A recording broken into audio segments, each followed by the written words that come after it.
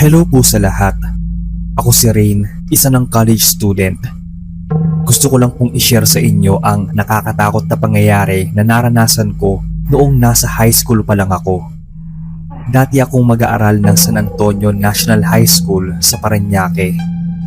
Nung panahon na yon, napapabalita na rin yung tungkol sa COVID-19 na kumakalat sa ibang bansa, pero hindi pa ganoon karami sa Pilipinas, kaya face-to-face pa rin noon yung pasok sa school. Isa akong volleyball player noon sa school namin, at noong mga panahon na yon ay naka-housing kami. Ayon sa aming coach noon, ay isang paraan daw yon para magkaroon pa kami ng mas malalim na koneksyon ng mga kasama ko na makakatulong sa aming laro. Nung una, parang normal naman ang lahat. Wala kaming kakaibang nararamdaman na kung ano ng mga teammates ko. Then, isang gabi noon, habang nabibihis kami ng 5 kong teammates dahil kakatapos lang namin maglinis ng katawan pagkatapos ng training, may narinig akong parang umiiyak. Tumigil ako sa pagbibihis para lalong mapainggan yung pag-iyak na narinig ko at para rin makonfirm kung totoo ba o guni-guni lang. Napansin ko din yung pagtigil ng iba kong kasamahan sa kanilang ginagawa, kaya tinanong ko sila kung narinig din ba nila yung pag-iyak na narinig ko. Nang sabay-sabay silang magtanguan, ay agad ko nang binilisan ng pagbihis para agad ako makatapos at lumapit sa dingding ng kwarto na nakadikit sa stockroom. Dinikit ko yung tenga ko sa semento para mas lalong mapainggan yung pag-iyak. At doon ko napansin na parang boses yon ng babae na siguro kasing edad lang namin. Kahit unti-unti na akong binabalot ng kaba nun, pinanatag ko pa rin yung sarili ko at tinanong yung mga kasama ko kung nasaan yung iba pa naming mga teammates. 5 kaming kasalukuyang nasa loob ng kwarto nun na ginawa naming tulugan. 12 kaming lahat na teammates ko, plus yung 2 naming coaches at yung advisor namin na guro ng aming school na naka-assign sa amin. Agad naman kinuha ng isa kong teammate yung kanyang cellphone at nag-chat sa aming GC para magtanong. Ilang minuto kami naghintay ng reply mula sa iba pa naming kasama. At napag-alaman naming magkakasama din ang 5 naming teammates na naglilinis din daw ng kanilang katawan. Yung 2 pa ay tumutulong daw sa aming advisor sa pagluluto ng aming hapunan. At yung 2 coaches ay umalis daw para bumili ng tubig dahil naubusan na kami. Binalot ako ng matinding takot noon. At pakiramdam ko ay nanigas ako sa aking pinatatayuan. Dahil kahit pilitin ko ang aking mga paa na humakbang, hindi ko magawa dahil parang sinemento ito sa sahig at ang bigat pa. Bakas na rin sa mukha ng mga kasama ko yung takot dahil patuloy pa rin naming nadidinig yung pag-iyak mula sa stockroom. Palakas pa ito ng palakas. Bigla akong niyakap ng mahigpit ng kasama naming pinakabata sa aming lahat at ramdam ko yung kanyang panginginig dahil sa matinding takot. Dahil nga sa bigla niyang pagyakap sa akin ay muntik na akong ma-out of balance. Kaya ginamit ko yon para igalaw yung isa kong paa para makahakbang at hindi matumba. Dali-dali kong kinuha yung mga importante kong gamit at mabilis na hinila yung kamay ng isang teammate ko na una kong nahawakan at sumigaw sa kanila na bilisan ng pagtakbo. Agad naman silang sumunod na tumakbo sa amin at dinig ko na ang kanilang pag-iyak dahil sa kilabot. Dumiretso kaming lahat sa kantin ng school dahil doon nagluluto yung 2 naming teammates at yung advisor na si Miss Dumapit. Nang tuluyan kaming maapasok ay agad kong hinanap si Miss Dumapit at nang makita ko siya ay sunod-sunod na kaming napalapit sa kanya kaya agad silang nag-alala. Ikinuwento naming 5 yung narinig naming pag-iyak doon sa stockroom. Ilang sandali pa ay dumating naman yung 2 naming coaches at nakang nagtanong kung bakit nandoon kami lahat. Agad naman sinabi ni Miss Dumapit yung nangyari sa amin. Nag-decide sila na pansamantalang sa computer room muna kami magpalipas ng isang gabi. Tinawag din nila yung guard na naka-duty noong oras na yon para magpasamang i-check yung stockroom. Isinama nila kaming 5. At nang dumating kami doon, wala na kaming narinig na iyak ng isang babae. Ang tanging nandun na lang ay yung huni ng pusa. Pero pinilit namin na totoong nakarinig kami ng pag-iyak. Hindi din naman yun isang guni-guni lang dahil lahat kami ay narinig yun. Pinaniwalaan naman nila kami kahit pa hindi nila narinig yung narinig namin. Pagkatapos libutin ng guard yung buong stockroom, ay tinulungan nila kaming kunin lahat ng aming gamit para pansamantalang lumipat ng computer room. Kinaumagahan, hindi kami pinag-training ng aming coaches dahil pinapunta nila kami sa principal's office para sabihin yung nangyari nung nagdaang gabi. Nung una nun ay parang hindi pa naniwala yung principal dahil baka gawa-gawa lang namin yon. Pero kinumbinsi siya ni Miss Dumapit at sinabing nagsasabi kami ng totoo. Kaya naniwala naman ito kinalaunan. Mas naniwala pa ito dahil pinuntahan nila yung stockroom kasama yung guard na naka-duty ng pang-umaga.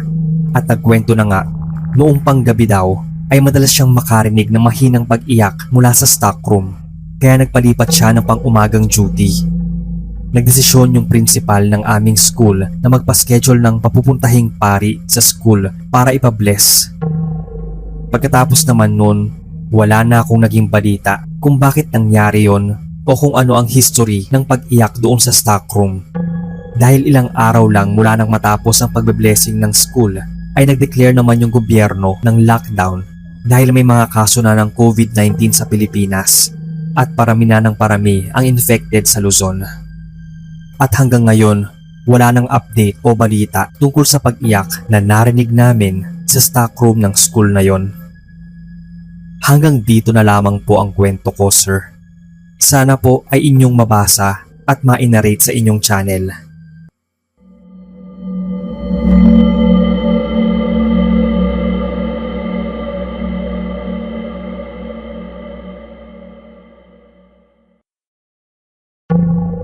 Good day sa lahat. Share ko lang po sana yung pangyayari na kailanman di ko inasahan na masasaksihan ko at isa rin ito sa hindi ko makakalimutan. Ako po si Arlene, taga QC. Nag-aaral ako noon sa Lagro High School taong 2022. Nasa grade 11 ako noon. May isang student sa school namin na laging laman ng usap-usapan ng mga kapwa ko estudyante. Parehas kaming nasa grade 11 at parehas din ang strand na aming kinuha pero magkaiba ng section. Hindi ko nga alam yung name ng babaeng student na yon noong mga panahon na yon dahil sa pagkakaalam ko, isa siyang transferee. Ayon sa mga kwento ng ibang students ay nililigawan daw ito ng isang kapre na nakatira sa puno ng mangga malapit sa kanilang bahay. Ayon din sa narinig ko, madalas daw itong absent sa school dahil palagi itong nagkakasakit. Nung una, hindi ako naniwala dahil sa isip ko baka gawa-gawa lang yon ng mga estudyanteng walang magawa kaya siya ang napagdiskitahan lalo na at transferee siya at sobrang tahimik pa na tao. Sa pagkakaalam ko ay dalawa lang din ang kaibigan niya doon sa school. Gusto ko nga sana siyang kausapin noon at kaibiganin pero nanaig yung hiya ko sa kanya at baka isipin niyang feeling close ako. Pero isang araw nun, habang nasa kalagitnaan kami ng discussion ay may babaeng pumasok kasama ang isa sa aming subject teachers at kinausap ang aming advisor. Nagpakilala ito bilang mama ng estudyanteng laman ng usap-usapan ng grade level namin. Dahil sa loob lang sila ng classroom nag-usap, nadinig naming lahat ang kanilang pinag-usapan. Doon ko nakumpirma na totoo nga yung mga narinig kong chismis na nililigawan nga ito ng isang kapre at ngayon ay meron na naman siyang sakit. At ipinaalam ng kanyang mama ang kalagayan niya para ma-excuse ito sa klase at sa lahat ng subjects nito dahil hindi pa daw alam kung kailan gagaling at makakabalik. Hindi ko na narinig pa yung iba nilang pinag-usapan dahil kanya-kanya namang bulungan yung mga kaklase ko dahil sa narinig. At dahil curious din ako ay nakisali na rin ako sa bulungan nila. Makalipas ng isang linggo noon, naabalik na sa pagpasok sa school yung babae na nakilala ko na pero itago na lang natin sa name na Rocky. Sobrang payat at putla na niya nung panahon na yon na kung titingnan ay parang madadala siya kapag umihip ang hangin. Nakaramdam ako ng awa kay Rocky dahil sa kanyang itsura at dahil siya ang laging topic ng buong grade 11. Isang hapon noon sa school, habang nasa kalagitnaan pa kami ng class sa second floor ng building, nakita ko na atayo si Rocky at nakayuko sa railing di kalayuan sa aming classroom. Napansin ko na parang may kung anong nangyayari sa kanya. Pero hindi ko na napagtuunan ng pansin dahil tinawag ako ng aming teacher para sumagot sa kanyang tanong tungkol sa lesson. Hindi pa man ako nakakapagsalita ay biglang narinig na namin yung sigawan ng mga estudyante sa labas ng classroom. Nagsitakbuhan kami palabas para tingnan kung anong nangyayari. Nakita namin si Rocky na nawala ng malay. Agad naman siyang pinagkumpulan ng mga students at yung iba ay para tumulong.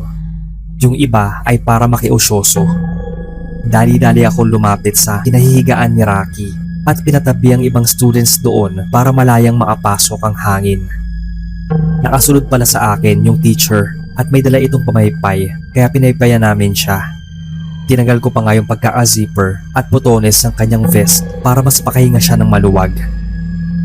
Ilang saglit pa ang lumipas. Nakita kong gumalaw na yung isang kamay niya. Pero hindi ko inaasahan na malakas sa pagtulak na ginawa niya sa amin ng teacher. Parehas kaming natumba dahil sa puwersa. Tapos bigla siyang tumayo at may biligkas na katagang hindi namin maintindihan. Nagulat pa nga ako noon dahil sa laki ng boses niya na parang nagmumula sa ilalim ng lupa. Kaya kinabahan na ako noon at natakot. Tinulungan na kaming tumayo ng mga nakapaligid sa amin. Agad naman siyang ginapos ng 3 kaklase kong lalaki pero hindi nila ito kinaya. Kaya tumulong na rin yung iba. Binuhat nila si Rocky at dinala sa loob ng classroom namin. Pinahiga siya sa malaking lamesa at doon pinagtulungang gapusin dahil nag-uumpisa na itong magwala. Balot man ng takot ay pumasok pa rin ako sa loob ng classroom para tumulong. Pero nahagip ng mga mata ko yung pagkakatitig sa akin ni Rocky. Sa maniwala man kayo o hindi, sinubukan kong maipagtitigan sa kanya. Pero nakita kong unti-unting nagiging itim yung buong mata ni Raquel. Kaya sa kilabot ay napaiwas ako ng tingin sa kanya. Nakaramdam ako ng panghihina matapos ng titigan na yon. Kaya tumakbo ako palabas ng classroom namin dahil sa takot na pwedeng mangyari sa akin. Nakasalubong ko naman sa hallway yung iba pang mga teachers na nasa second floor ng building. Kasama ang isang pare na nasa school pala namin nung time na yon.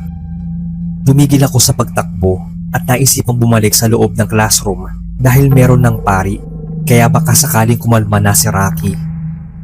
Nakita ko may inilabas na bendita yung pari at nakiusap itong tulungan siya sa pagdarasal. Nang magsimula ng magdasal ang pari ay muli namang nagwala at sumigaw si Rocky at nang muli ko siyang tiningnan ay galit na galit pa rin ito. Muli kami nagkatitigan at nagulat ako sa biglang pagsigaw nito sa akin na umalis daw ako doon at huwag magpapakita sa kanya. Nanginig ako sa takot noon dahil sa titig niya at sa laki ng boses nito na puno ng galit. Kaya agad akong lumabas ng classroom habang patuloy pa din sa pagdarasal, hindi na para kay Rocky kundi para na sa sarili ko dahil sa takot na baka kung anong mangyari sa akin o di kaya baka lumipat sa akin yung kung anumang sumanib kay Rocky. Narinig ko naman ang pagtawag sa akin mula sa likuran ko at nang lingunin ko yung kaibigan ko pala.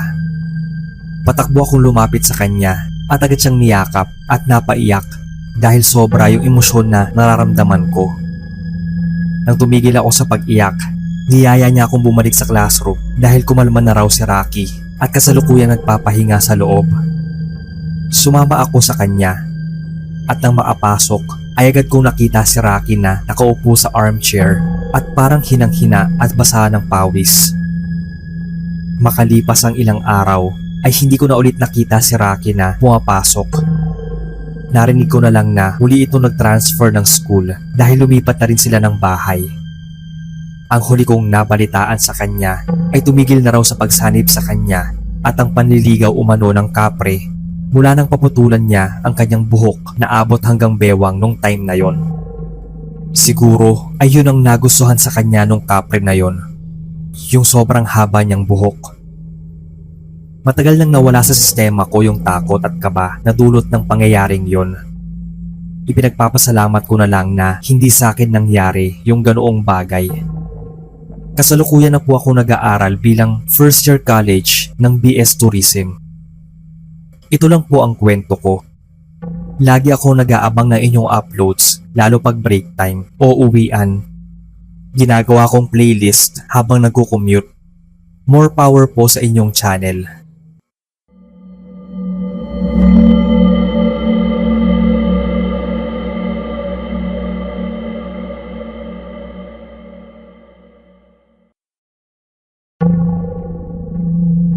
Masasabi kong isa ako sa mga sakit sa ulo ng aking mga guro sa Kulyat High School noon.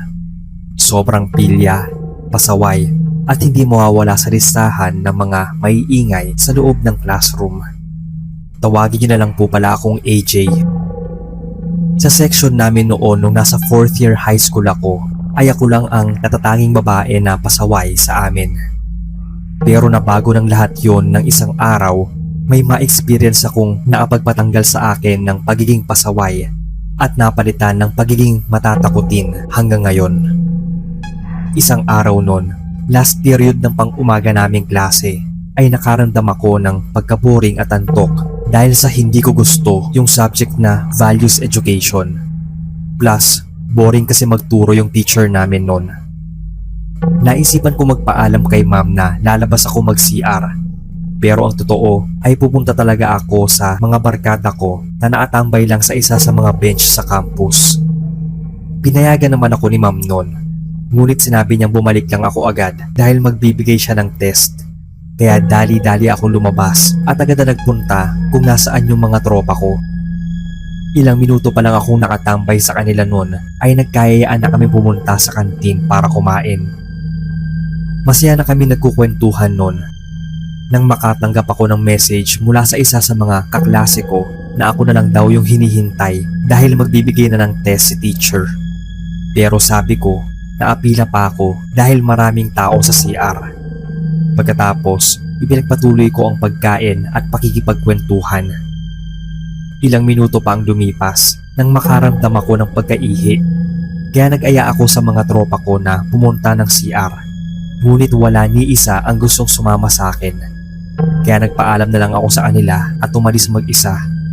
Plano ko rin na bumalik na ng klase pagkatapos mag-CR dahil naisip ko na baka mapagalitan na naman ako ng aming teacher. Dahil maliban sa mga kaklase kong lalaki na mga pasaway, isa din ako sa bukang bibig palagi ng mga teachers dahil sa aking kapilyuhan at pagkapasaway. Nang maarating ng CR, ay agad kong chinek kung meron bang ibang students sa loob. At nang makitang ako lang yung mag-isa ay dali-dali na ako pumasok sa isang cubicle doon. Habang umiihi ay nagulat ako nang makarinig ng pagsara ng pinto ng kabilang cubicle. Nang makatapos ay agad akong tumayo para kumuha ng tubig para ipang-flush sa bowl. Nang makita ko yung sapatos ng nasa kabilang cubicle. Pagkalabas ay nakita kong nakabukas lahat ng pinto ng cubicles doon sa loob ng CR. Pati na rin yung katabi na inukup ako. Pero para makasigurado, inisa-isa kong tingnan ang lahat ng cubicles kung meron bang estudyanteng gumamit. Pero wala akong nakita ni isa.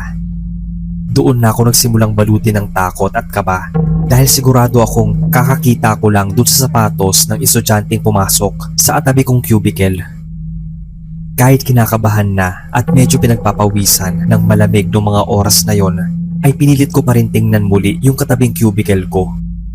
Dahan-dahan ko pang binuksan ng maigi yung pinto habang nagdadasal na sana merong estudyante doon at hindi ko lang nakita nung una kong tingin.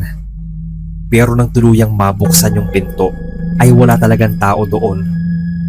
Hindi ko na nagawang buhusan pa ng tubig yung bowl na ginamit ko dahil dali-dali na akong tumakbo palabas ng CR sa takot na naramdaman. Nakasalubong ko naman at nabunggo yung teacher ko sa Values Ed paglabas at napuno ng pagtataka yung mukha niya nang makita yung itsura ko. Ayon sa kanya ay sobrang putla ko raw at nababasa pa ng pawis. Hinawakan niya yung kamay ko at nanlalamig pa. Sinadya niya raw akong puntahan doon sa CR para sunduin dahil sobrang tagal ko raw bumalik at magbibigay na siya ng test tungkol doon sa lesson na didiscuss namin. Nanginginig pa nga ako noon at hindi maapagsalita nang bigla ko siyang niyakap. Tinanong niya kung anong nangyari sa akin pero hindi na talaga ako makapagsalita noon. Kaya binabuti na lang niya akong dalhin pabalik ng classroom para doon pakalmahin. Pagkarating namin, nanginginig pa rin ako at kakaiba yung takot na bumalot sa akin.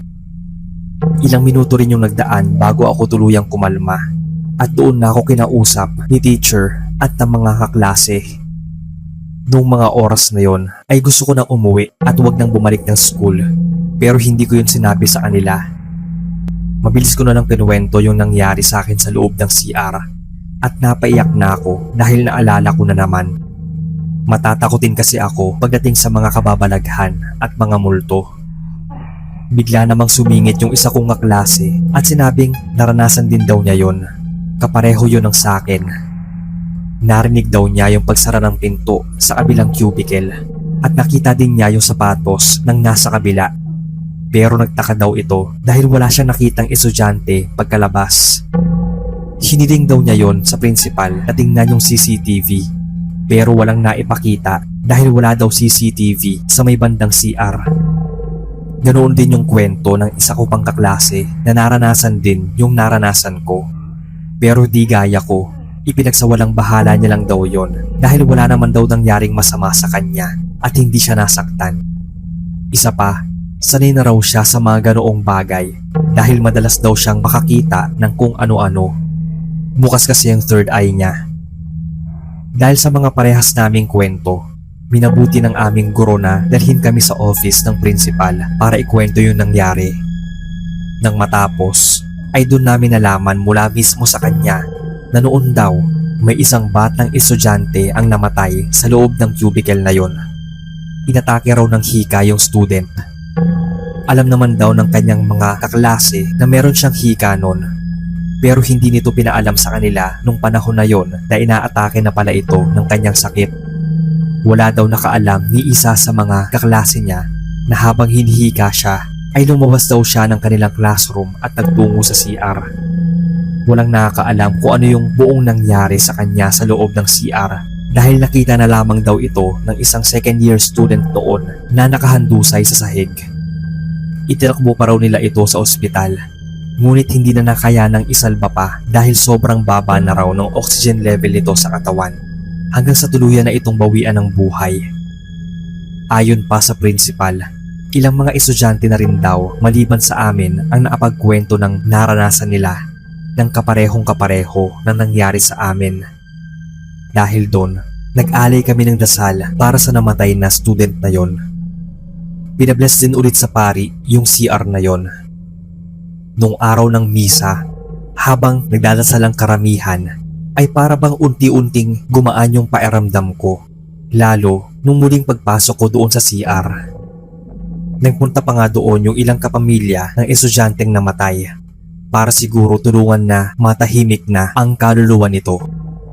Pero simula nun, hindi na ako pumapasok ng CR nang ako lang mag-isa kahit na alam kong hindi na muling magpaparamdam yung estudyanteng yon. Nabawasan na rin yung pagiging pilya ko dahil sa pangyayaring yon. Hanggang dito na lang po ang kwento ko, sir. Sana ay marinig ko itong kwento sa inyong channel.